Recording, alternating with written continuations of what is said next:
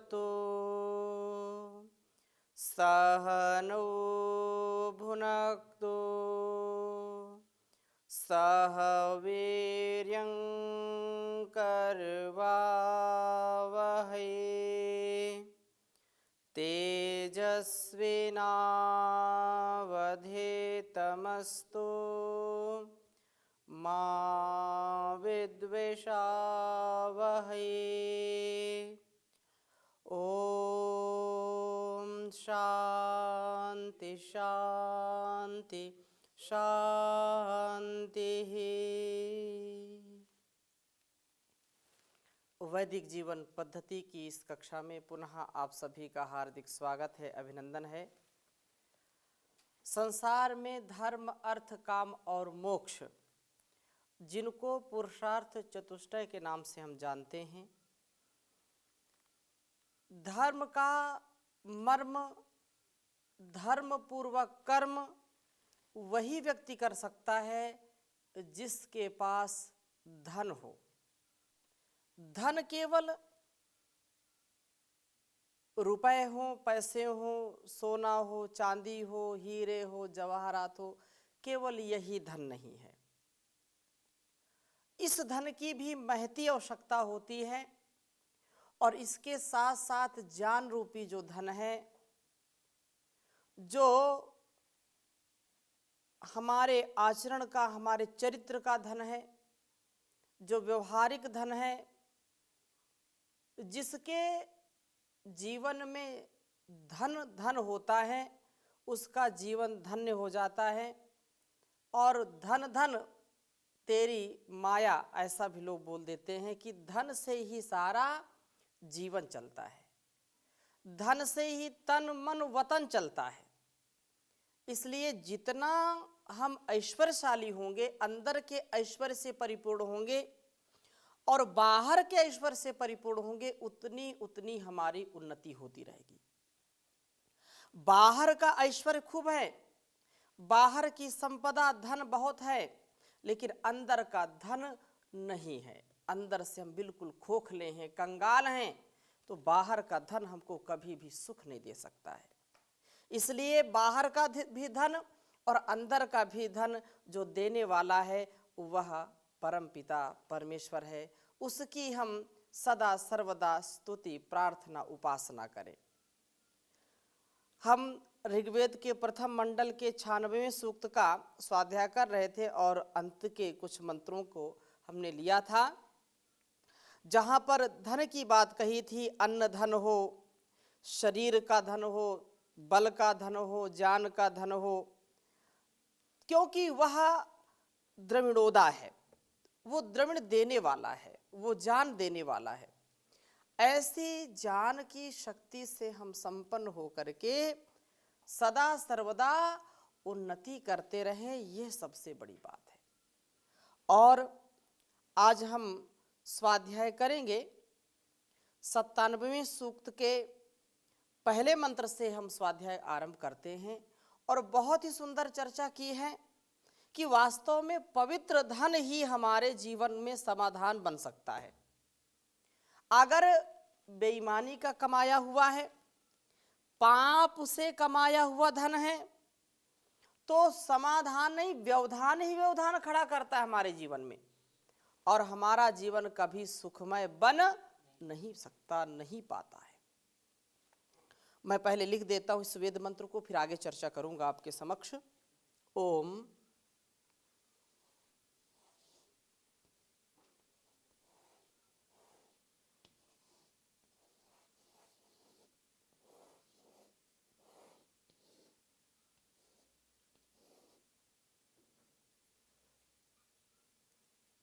अपह अपनः। ओम अपनः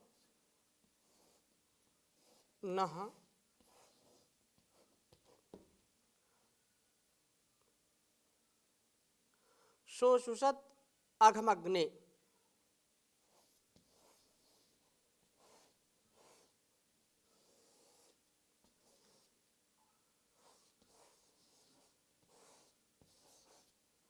शोषुषत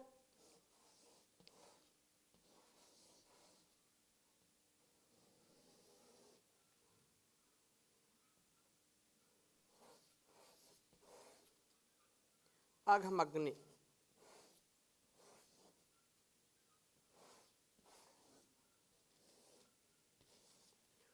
शोषुषत अघमग्नि, सुषुध्या रयिम।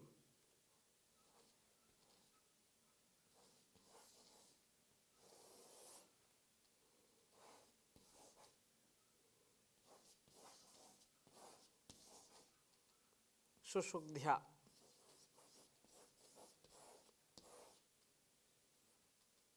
रयिम।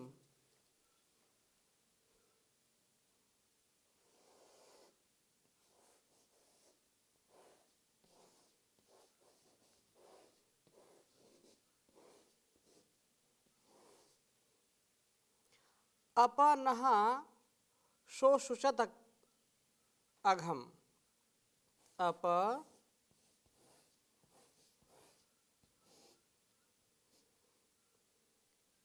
अपनः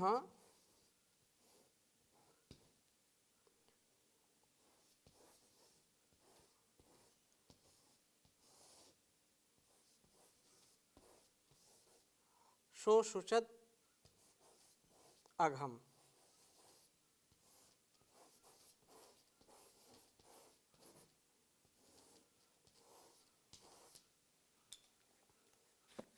उच्चारण करेंगे। ओम अपनः शोषुषत अघम अग्ने, सुषुध्या रयिम। अपनः शोषुषत अघम। ओम अपनः शोषुषत अघम अग्ने, सुषुध्या रयिम।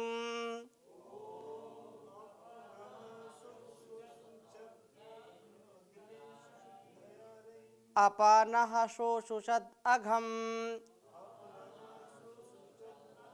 ओम अपनः शोषुषत अघम अग्ने, सुषुध्या रयिम।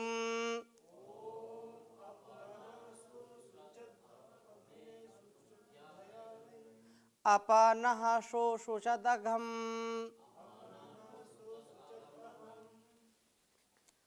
भावार्थ इस प्रकार से इस मंत्र का है कि जो धन ऐश्वर्य है उसमें पवित्रता की परम आवश्यकता है। पवित्र साधनों से ही धन हम कमाएं।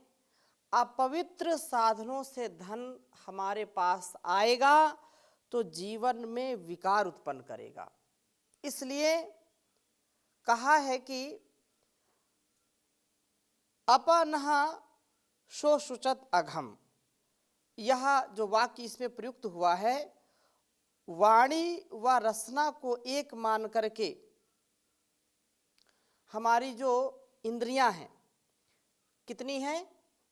5 कर्मेंद्रियां और 5 ज्ञानेंद्रियां, जिनमें बोलना और रसना चखना यदि इनको एक कर दिया जाए तो कितने हो गए? 9 हो गए। 2 है ना, एक से हम वाणी से बोलते भी हैं और चखने का भी काम करते हैं, रसना स्वाद लेते हैं कि नहीं लेते? तो दोनों को एक कर दिया जाए तो 9 होती हैं। और 9 इंद्रियां, हमारी इन 9 की 9 इंद्रियों से पाप नहीं होना चाहिए। अब तक जो पाप इनमें रहता था अब इनसे दूर होकर के शोक संतप्त होकर के नष्ट हो जाए। हमारी इंद्रियों के पाप नष्ट हो जाएं, हम इंद्रिय जित बने, इंद्रियों पर विजय प्राप्त करने वाले हों। अब तक जो हुआ सो हुआ, बीत गई सो बीत गई, आगे की सुध लें। समय बीत पुण्य का पछताने का, वर्षा जब कृषि सुखाने। अब हम जाग जाएं, जब जागें तभी सवेरा। पहले क्या हुआ? सर्प निकल गया, लाठी पीटने से कोई लाभ मिलेगा क्या? नहीं मिलेगा। तो जो अतीत था वो क्या हो गया, व्यतीत हो गया, और भविष्यत अनागत है, वर्तमान हमारा निर्दोष है। इसलिए इस अवस्था में, इस आयु में, इस जीवन में, इस काल में, इस हाल में हम अपने आप को शुद्ध बुद्ध बना लें, अपने जीवन को निर्मलता से, पवित्रता से, शुचिता से, कृतज्ञता से, नम्रता से परिपूर्ण कर लें। इस प्रकार से न हमसे होने वाला जो अघम, अघ बोलते हैं पाप को, हमसे जो होने वाला पाप अघम अपा दूर हो करके सुशुचत, शोषुचत ठहरने का स्थान न रहने से शोक संतप्त होकर के नष्ट हो जाए, उसको कहीं अवकाश ना मिले। This is very important point, बहुत अनिवार्य यहां पर इस बिंदु पर ध्यान देने की बात है। क्या है कि हम इंद्रियों पर विजय प्राप्त करना चाहते हैं, एक इंद्रिय पर हो सकता है व्यक्ति विजय प्राप्त कर ले, वो पाप जाकर के दूसरी इंद्रियों को फिर परेशान करता है। कोई रूप का आकर्षण मन में रखता है और कालांतर में हो सकता है कि रूप उसके लिए कोई माने ना रखे, उस सब के लिए वो बराबर हो जाए, उसका उस सुंदर रूप में कोई आकर्षण ना हो, लेकिन दूसरे में वो फंस जाता है, रसना में। उसकी एक कमजोरी है, बोले ये सब तो, इसमें सब अच्छाइयां हैं लेकिन एक बुराई है, कान का कच्चा है। कान का कच्चा मतलब क्या है कि शब्द जो सुन करके तुरंत वो भड़क जाता है, किसी ने कुछ भी कह दिया और उसका दिमाग तुरंत अस्थिर हो जाता है। तो इंद्रियों पर, एक एक इंद्रियों पर, हमारी जो इंद्रियां हैं उन सब में पाप को ठहरने का कोई अवसर नहीं मिलना चाहिए। किसी भी इंद्रिय से हम कमजोर ना हो, किसी भी इंद्रिय में पाप से हम सने ना हो। एक एक, अच्छा कितना भी बड़ा घड़ा हो, कितना सुंदर हो, कितना कीमती घड़ा हो, और उसमें हमने जल भर दिया, बोले बहुत सुंदर है, 1 लाख का ये घड़ा है, हीरे जवाहरात से जड़ा है, ऐसा घड़ा देखने में बहुत सुंदर है, लेकिन एक स्थान पर उसमें बाल जैसा सुराख है और उसमें से एक एक बूंद पानी गिर रहा है, तो उस घड़े की कोई कीमत है क्या? घड़ा तो पानी भरने के लिए होता है, शोभा के लिए अलग है कि भाई शोभा के लिए रखा, वो बात अलग है, लेकिन अमृत आप भर दीजिए, दूध भर दीजिए उसमें, और वो बूंद बूंद करके सारा बह जाए तो घड़े की कोई कीमत है क्या जी? कोई कीमत नहीं है। इसलिए इस शरीर में परम पिता परमेश्वर के द्वारा बनाई गई, परम पिता परमेश्वर प्रदत्त इस व्यवस्था में जो 5 ज्ञानेंद्रियां, 5 कर्मेंद्रियां हैं, इनको हम पापों से रहित करें, निर्मूल कर दें, इनके पाप के भावों को नष्ट कर दें। नष्ट कब करेंगे? जब इनको ठहरने का अवकाश नहीं देंगे। एक स्थान से हटाएंगे, दूसरे स्थान पर जाकर के रुक जाएंगे। रसना पर नियंत्रण किया तो नासिका ने हद कर दी, नासिका पर नियंत्रण किया तो कानों ने, कानों का नियंत्रण हुआ तो अलग अलग इंद्रियों का ये विषय जो चलता रहता है, ये हमको पापगामी बना देता है, नरकगामी बना देता है, हमको अधोगति को प्राप्त करा देता है। इसलिए बहुत सुंदर ये प्रार्थना कही है कि हम न हमसे होने वाला अघम पाप अप दूर होकर के शोषुचत, ठहरने का स्थान ना पाने के कारण नष्ट हो जाता है वो। इसलिए लोग बोलते हैं कि थोड़ा सा खड़े होने का स्थान भर मिल जाए। खड़े होने का स्थान मिल गया तो फिर क्या करते हैं? बैठने का स्थान बना लेंगे, और बैठने का स्थान मिल गया तो लेटने का स्थान बना लेंगे, और लेटने का स्थान मिल गया तो फिर तुम्हारी खैर नहीं, अब यहां चले जाओ। अक्सर हम सभी लोक में ही जो यात्रा करते हैं समझ में आती ही बातें। रेल यात्रा जब करते हैं और कहीं जनरल वाली जो है बोगी में या उसमें आप चले गए, उस डिब्बे में चले गए, तो बहुत भीड़ होती है। अब जहां पर जो बैठा है, ठसम ठस गाड़ी भरी है, अब बैठा है तो उठ नहीं सकता। अब किसी ने दया करके किसी को बिठा लिया, जरा सा बैठा पहले, फिर थोड़ा सा और खिसकेगा। अब बेचारे संकोच में उसने बिठाया तो और खिसक जाएगा, और खिसकेगा, फिर और खिसकेगा। पहले जहां पर बैठने का स्थान नहीं था, खड़ा खड़ा ही इधर उधर जो है धक्के खा रहा था, दया करके बिठा दिया तो उसको स्थान मिल गया, तो अब उस पर कब्जा जमाना शुरू कर देता है। फिर वो बैठ गया, फिर धीरे धीरे वो नींद आने लगी उसको, और नींद आकर के धीरे धीरे वो ऐसा सीट जमाता है, ऐसे सीट जमाता है कि जो बेचारा बैठाया था उसको संकोच में फिर अपने आप को बिल्कुल संकुचित करना पड़ता है। इसलिए ये तो उदाहरण मैंने बताया कि यदि हम उसको खड़े होने का अवसर देते हैं, इसका तात्पर्य ये नहीं कि हम किसी के ऊपर दया ना करें, केवल समझने के लिए उदाहरण मैंने दिया है कि पापों को यदि खड़ा होने का आपने अवसर दिया तो जरूर बैठ जाएंगे, और बैठ जाएंगे तो लेट जाएंगे, लेट जाएंगे तो सारा आधिपत्य उनका हो जाएगा, कब्जा वो कर लेंगे। इसलिए क्या करना है?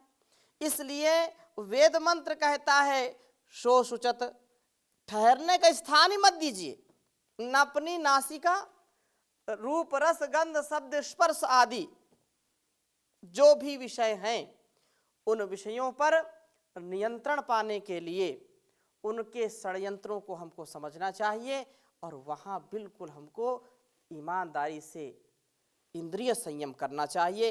इसलिए कहा है कि इसके लिए हे अग्नि प्रभो, आप रहीम हमारे से शोक संताप को नष्ट कर दीजिए। इसके लिए अग्नि रहीम, यह जो शोक संताप है वह हमारे द्वारा नष्ट हो जाए, और धनों को आशु शुद्धि ही सब प्रकार से शुद्ध कीजिए, सभी प्रकार के धनों को शुद्ध कर दीजिए। आप पवित्र हैं जो, उनको पवित्र कर दीजिए। हमारा धन सुपथ से कमाया जाकर के प्रकाशमय ही हो, वस्तुतः शुद्ध मार्ग से ही धन कमाना है। इस वृत्ति के आते ही पाप समाप्त हो जाते हैं। अन्याय से धन कमाने की वृत्ति के मूल में लोभ होता है, और लोभा पापस्य कारणम, लोभ से कमाया हुआ धन पाप का कारण बनता है। इसलिए लोभ और मोह से बचना चाहिए। लोभ कभी नहीं हमको करना चाहिए, जिससे लोभ की प्रवृत्ति हमारे अंदर आती है वह कार्य ही नहीं करना चाहिए। और शोक की बात कही है तो शोको नाशयते धैर्यम, शोको नाशयते ध्रुवम, शोको नाशयति सर्वम नास्ति शोक समो रिपुः। शोक से बढ़कर के कोई हमारा शत्रु नहीं है, इसलिए शोक से हमको बचना चाहिए। हमारे अंदर शोक नहीं होना चाहिए। और शोक कब नहीं होगा? जब हम अपने जीवन को शुचिता से, पवित्रता से, ईमानदारी से जी सकते हैं, तभी ये हो सकता है, नहीं तो हो नहीं सकता। तो शुद्ध मार्ग से हम धन को कमाने वाले हों, और हे प्रभु, आपकी जो दया है, आपकी जो कृपा है, उसको हम पा करके हमारे इस लोभ को दूर करके धन को पवित्र कर दीजिए। हम आपको जब पाते हैं, आपकी शरणागति हमको मिलती है, तो हमारे अंदर का लोभ नष्ट हो जाता है, और लोभ नष्ट होने से न हमारा यह सब अघम पाप अप हमसे दूर हो करके शोषुचत, शोक संताप को पा करके नष्ट हो जाए। हम पवित्र साधनों से ही धन कमाएं ताकि पाप नष्ट हो जाए। पापों से हमको अपने जीवन को बचाना है, पाप की प्रवृत्ति से बचना है। पाप यदि हमारे जीवन में आता है तो हम निश्चित रूप से अपने जीवन को दोषी बना लेते हैं। हम अपने जीवन में ग्लानि को और दुख को सहन करते हैं, यह हमारे लिए अत्यंत हानिकारक है। हम सदा उत्थान के लिए, उद्यानम ते पुरुष नावयानम। वेद कहता है कि अय मनुष्य, परमात्मा की ये वाणी है कि मैं तुझे किसके लिए बनाया हूं? ऊपर उठने के लिए। उद्यानम ते पुरुष नावयानम, सदा सर्वदा तुम ऊपर उठने का प्रयास करो। और ऊपर उठने के लिए क्या करना पड़ता है? पुरुषार्थ करना पड़ता है। सच्चाई से, ईमानदारी से यदि हमको धन कमाना है तो उसके लिए क्या करना पड़ेगा? पुरुषार्थ करना पड़ेगा। पुरुषार्थ से ही सारा संसार चलता है, इसलिए पुरुषार्थ के बिना कोई कार्य होता नहीं है। पुरुषार्थ से ही हम सब जीवन को जीते हैं और इस प्रकार से जीवन को जीते हैं जो संसार को भी सुंदर पवित्र बना देता है। अतः यह जो पाप की कमाई है, आचार्य चाणक्य कहते हैं अन्यायोपार्जितम धनम केवल 10 वर्षाणि तिष्ठति, प्राप्ते तु एकादश वर्षे समूलम विनश्यति। ऐसा एक श्लोक आता है कहीं कि जो अन्याय से धन कमाता है, अधर्म से धन कमाता है, 10 वर्ष तक उसके पास ठहरता है, केवल 10 वर्ष तक। और प्राप्ते तु एकादश वर्ष से, 11वें वर्ष को जैसे ही प्राप्त होता है वो ब्याज सहित नष्ट हो जाता है। ईमानदारी से कमाया हुआ धन पूरे जीवन चल सकता है, लेकिन जो बेईमानी से कमाया हुआ धन है उसमें अनेक ऐसे नष्ट होने का मतलब तो ऐसा नहीं कोई जादू हो गया तुरंत नष्ट हो गया, ऐसा नहीं। कहने का आशा यह है कि 50,000 रुपया, 1 लाख रुपया यदि किसी ने बेईमानी करके कमाया है तो 10 वर्ष के भीतर ही वो नष्ट होगा। अगर नहीं होगा तो 11वें वर्ष नष्ट हो जाए। तो एक उपलक्षण है, एक बात कही गई है कि वह ज्यादा दिन तक चलता नहीं है। जो ईमानदारी से कमाते हैं उनके धन को आप देख सकते हैं, लेकिन जो बेईमानी से पैसा कमाते हैं उनका धन ज्यादा चलता नहीं है और वो समूल नष्ट हो जाते हैं। अतः धन की कमाई में भी बहुत हमको ध्यान रखना चाहिए, पाप का है कि पुण्य का है, इस पर जरूर हमको ध्यान रखना चाहिए, क्योंकि पाप से पतन अवश्यंभावी है। पाप पात कात पतनम ध्रुवम, जो पाप से युक्त होता है उसको पतन से कोई माई कलाल बचा नहीं सकता है, वो बचेगा ही नहीं। वो बात अलग है कि लोग अलग अलग बातें करते हैं, लेकिन सच्चाई यही है कि एक बार पाप व्यक्ति कर ले उसको कभी भी सुख शांति नहीं मिलती। चाहे अकेले में हो, मेले में हो, झमेले में हो, उसको दुख मिलेगा ही मिलेगा। मन ही मन वो कभी भी आत्म विजयी नहीं बन सकता, आत्मविजेता नहीं बन सकता है। इसलिए बहुत सुंदर बात कही है कि पाप वास्तव में क्या है। वाल्मीकि रामायण का बहुत सुंदर श्लोक है, कायेन कुरुते पापम मनसा संप्रधारे चा अनृतम जिह्वा चाह त्रिविधम कर्म पातकम। ये जो पाप की कमाई है, पाप जो कर्म है, उसमें कहा पाप से अर्थात पाप करने का जो विचारना, सोचना, शरीर से पाप करना, ये मन का पाप क्या है कि मन से हम कुछ भी अनर्थ या जो हमारे विचार करने के योग्य नहीं है, गलत गलत कुत्सित विचारों को हम मन में लाते हैं, ये भी क्या है? पाप है, ये मन का पाप है। और जो शरीर से जो है पाप करना, शरीर से हम किसी को जो है कुछ भी गलत कार्य करते हैं, किसी को हिंसा देते हैं या मारते पीटते हैं अनावश्यक, एवं चा और जीवा से असत्य भाषण करना, ये 3 प्रकार के कर्म हैं पाप करने के लिए और इनसे बचने का उपाय हमको करना चाहिए। और धन के विषय में कहा है, पद्म पुराण में एक श्लोक आता है कि स्वल्पमप्यर्जितम पापम व्रजत्युपचयम परम निमग्नो येन संसारे चिरम दुखे न दह्यते। थोड़ा सा कमाया हुआ पाप भी बहुत अधिक बढ़ जाता है, जिससे संसार में डूबा हुआ प्राणी बहुत समय तक दुख से जलता रहता है। बोलते हैं डूबते को तिनके का सहारा। और यदि नाव बहुत अच्छी है और तिनका जैसा उसमें कहीं सुराख हो गया, बाल जैसा, तो नैया क्या हो जाएगी? डूब जाएगी। तो पाप चाहे छोटा हो या बड़ा हो, वो इतना थोड़ा सा काफी है। जहर चाहे 1 बूंद हो और चाहे एक गिलास तो जहर है। इसलिए हमको इस पाप से बचना चाहिए। पाप हमारे लिए बहुत घातक है। गलत कार्यों को न करें, अच्छे सच्चे कार्यों में निरत रहें। तो इन्हीं शुभकामनाओं के साथ आज की कक्षा को यहीं पर विराम देते हैं। शेष चर्चा अगली कक्षा में नए मंत्र के साथ करेंगे। ओम शांति शांति शांति।